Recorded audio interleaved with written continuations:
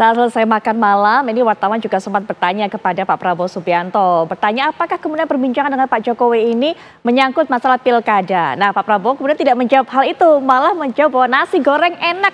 Ini kemudian Mas Uki, ini masyarakat bertanya-tanya, jangan-jangan Pak Prabowo ngeles nih, bahwa memang sebetulnya seperti disampaikan oleh Mas Umam tadi, isu-isu strategis termasuk juga masalah pilkada, terutama nih yang dekat ataupun juga erat kaitannya dengan Pak Jokowi dan Pak Prabowo, pilkada Jawa Tengah dan juga pilkada Jakarta menjadi pembahasan dari dua sosok ini, Mas Uki.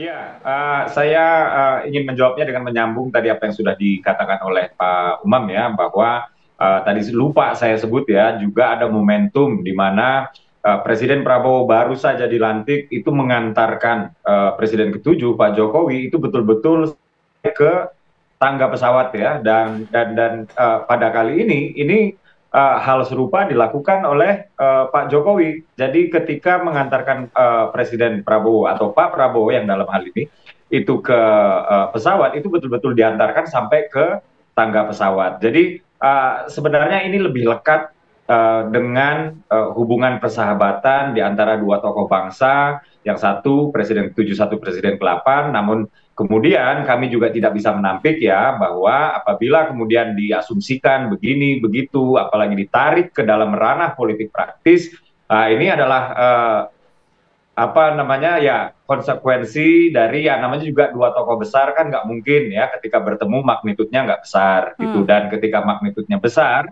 dan ada momentum yang namanya pilkada akan dijalankan sebentar lagi ya, ini kami mewajarkan gitu. Tapi kalau apabila ditanya ya apa yang dibahas, ini menurut informasi yang saya terima, ini pembahasannya ya tidak jauh-jauh dari hal-hal yang personal, saling memberikan support ya satu dengan yang lain dan lain-lain gitu. Dan ini sebenarnya sudah ditunjukkan ya secara simbolik bahwa Presiden Prabowo itu melepaskan atribusi presidenan Ya, gitu. betul. Tapi Tapi Mas Uki, apabila publik, apabila pengamat kemudian menariknya ya ke dalam perspektif atau point of view yang dimana ini ada kaitannya dengan pilkada kah gitu ya, sah-sah saja gitu. Tapi saya dapat pastikan ini bukan soal itu gitu. baik. Tapi Mas Bisa Uki ada saja juga bahkan nih. ini soal Ya, ada juga nih bagaimana Mbak? kemudian, ya ada juga nih kemudian kan disampaikan bahwa juga terjadi pertemuan tertutup hanya 4 mata tersebut selama 15 menit. Nah ini kemudian yang disebut oleh masyarakat sepertinya nggak mungkin nih kalau tidak menyebutkan atau membincangkan mengenai isu-isu penting di 15 menit tertutup ini, Mas Uki. Enggak lah, enggak. Ini hanya hal-hal personal aja kok yang dibicarakan gitu. Memberikan support ya, support di sini kan termasuk misalnya Presiden Prabowo ini kan baru saja dilantik ya, dan ada hal-hal yang sifatnya keberlanjutan seperti tema yang diusung oleh Pak Prabowo sewaktu kampanye kemarin, misalnya hilirisasi dan lain-lain.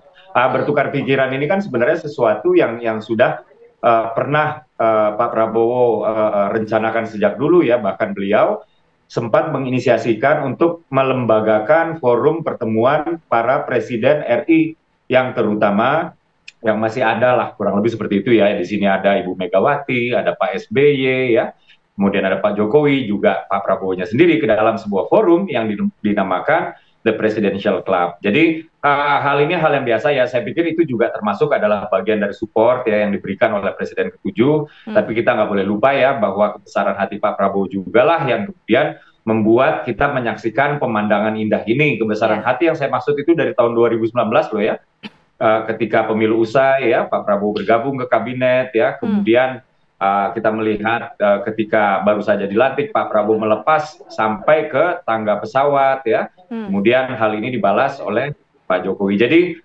tidak ada yang terlalu spesial ya, memang saling support, saling sapa, dan buat Presiden Prabowo ini adalah hal penting untuk dilakukan. Demikian Mbak. Ya, atau kalau tadi Mas Uki sudah mengatakan soal tukar pikiran, Pak Prabowo juga tentunya menganggap Pak Jokowi ini sebagai pendahulunya, sebagai mentornya. Ada nggak kemudian Pak Prabowo ini sempat berkonsultasi atas ya dinamika yang terjadi belakangan ini, beberapa kasus besar yang kemudian terjadi di tanah air, Mas Uki? Oh, kalau kasus besar ini kan memang komitmen Presiden Prabowo ya. Jadi semenjak masa kampanye aja ya, untuk mewujudkan pemerintahan dan tata kelola negara yang bersih, yang bebas korupsi ya, itu ada 4 strategi yang sudah dicanangkan oleh Pak Prabowo, yaitu yang pertama menjamin independensi dari seluruh aparat penegak hukum, lembaga penegak hukum. Lalu yang kedua juga meningkatkan kualitas hidup ya, terutama para hakim di sini di luar konteks eksekutif ya.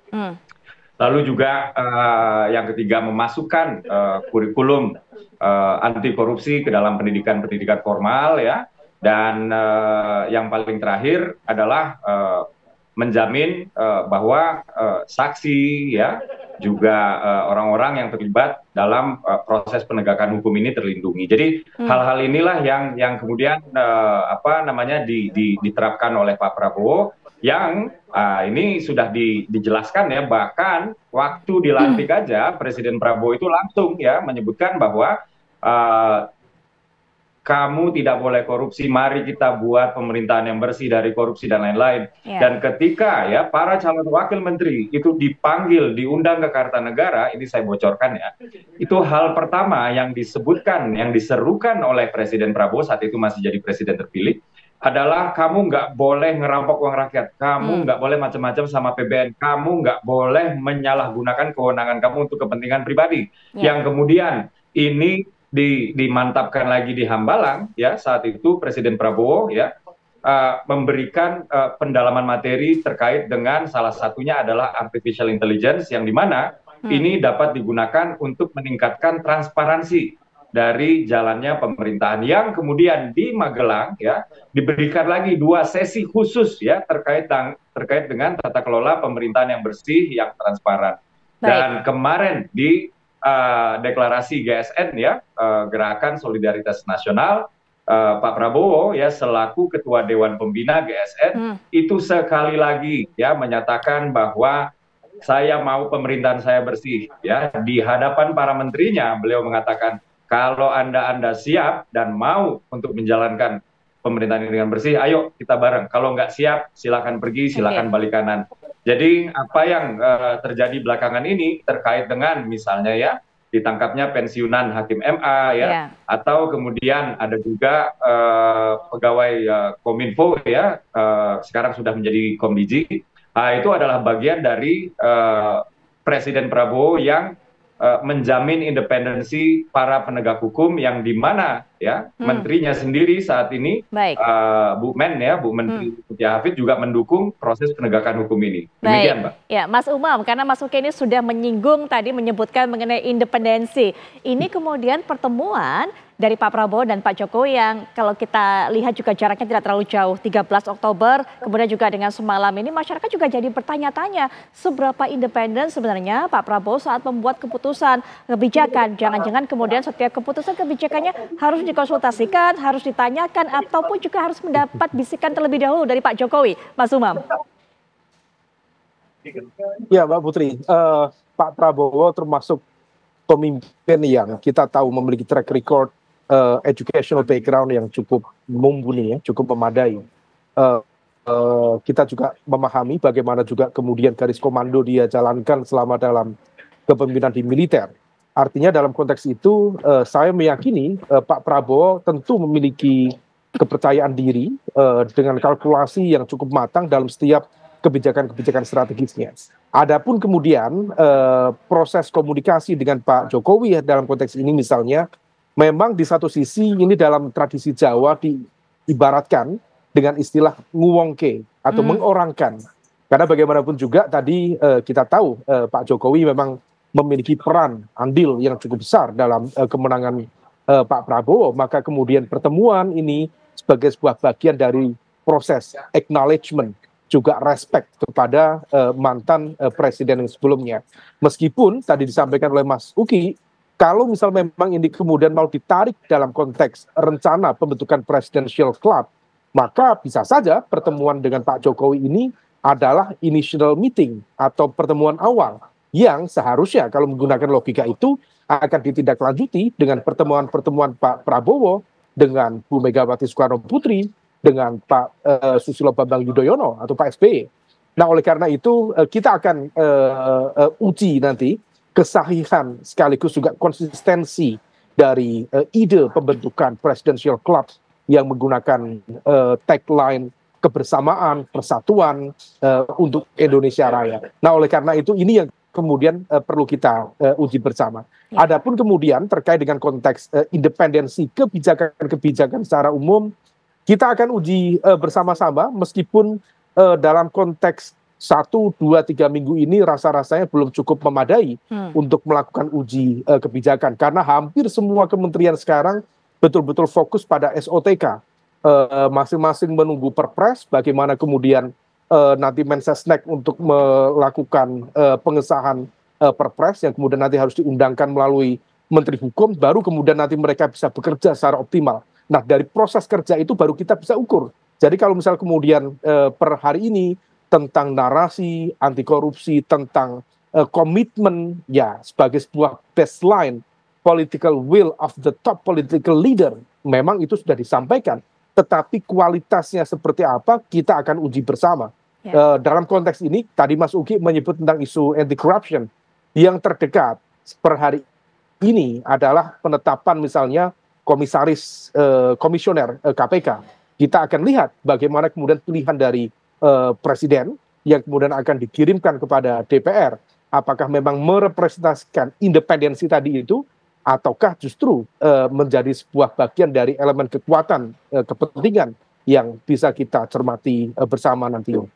Baik, ya Mas Umam, kita memang tidak mengetahui secara pasti, secara persis apa yang diperbincangkan oleh Pak Jokowi dan Pak Prabowo Subianto. Tapi kalau Mas Umam melihat dari gestur yang terlihat pada saat pertemuan semalam, kita juga sudah tayangkan berkali-kali tadi videonya. Adakah kemudian gestur yang berbeda saat mereka bertemu pada 13 Oktober? Apakah ada terlihat salah satu yang dominan dibandingkan dengan salah satu yang lainnya begitu? Atau sebenarnya terlihat memang suasananya akrab, bersahabat, dan semuanya setara antara Pak Jokowi dan Pak Prabowo? Kalau melihat dari gestur yang ditampilkan saat pertemuan, Mas Umam. Ya, kalau gestur Pak Jokowi menunjukkan ya bagaimana kemudian cara berkomunikasi yang menunjukkan ada sisi senioritas meskipun beliau termasuk jagonya menghargai, menempatkan orang atau mengorangkan orang, tetapi gaya dia menunjuk dengan telunjuk, saya pikir itu adalah sebuah ekspresi senioritas yang tidak mungkin kalau misal seorang memiliki strata, memiliki dalam konteks stratifikasi sosial maupun dalam konteks struktur kekuasaan berada di bawah yang ditunjuk, tentu tidak berani melakukan itu. Maka ini ya bagian dari sebuah ekspresi berkomunikasi, dan dalam konteks politik Pak Jokowi melakukan itu dan dianggap sebagai sebuah wejangan, sebagai sebuah mentorship oleh Pak Prabowo. Dan kalau misal Pak Prabowo sendiri merasa nyaman dengan itu, ya all good. Tetapi kita akan uji, kita akan lihat bagaimana kemudian dalam pengambilan kebijakan strategis ke depan, terutama menyangkut hal-hal yang cukup sensitif, termasuk juga proyek-proyek strategis nasional yang barangkali diperlukan rasionalisasi, barangkali diperlukan proses penyesuaian sesuai dengan apa yang diharapkan oleh Pak Prabowo yang harus mewujudkan cita dalam ruang fiskal yang relatif terbatas, dalam proses penentuan prioritas yang betul-betul harus cermat. Karena kalau misal tidak cermat, maka banyak janji-janji yang sudah dikampanyekan berpotensi dievaluasi total dalam proses implementasi dan juga pengerjaannya. Jadi ini menjadi sebuah gestur yang cukup menarik. Tetapi kalau misal kemudian dilakukan tapi secara senioritas terus-menerus, tidak menekan ini juga ya, menjadi Mas perhatian Umam? publik yang jangan independensi tadi itu dipertanyakan. Oke, senioritas saja ya Mas Umam, karena memang lebih dulu menjadi presiden, tapi tidak ada unsur menekan. Dari itu yang bisa terbaca ya, dari gestur yang ditunjukkan. Bagaimana Mas Umam? Terakhir ini singkat. Ya, kalau unsur menekan saya pikir bukan dalam kapasitas itu, karena saya yakin Pak Jokowi sendiri juga paham peta kekuatan politik yang ada saat ini. Per hari ini Pak Jokowi bukan lagi kepala pemerintahan, bukan lagi kepala negara, beliau juga bukan menjadi bagian secara integral dari kekuatan politik tertentu. Jadi betul-betul kekuatan politiknya disematkan, dilekatkan, dan dipercayakan based on trust kepada Pak Prabowo.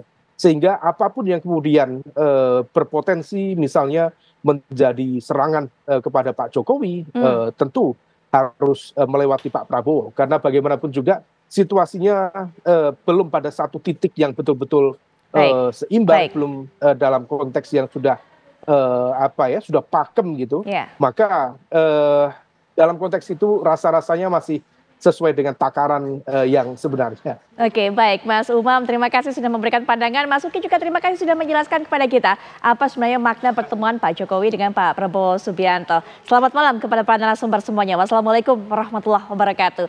Dan pemirsa, kita akan jeda sejenak. Saat kami kembali, kami juga akan bawakan Anda rangkaian kabar-kabar menarik lainnya, termasuk kita juga akan soroti kejadian-kejadian yang begitu ironis yang terjadi di dunia pendidikan belakangan ini sesaat lagi.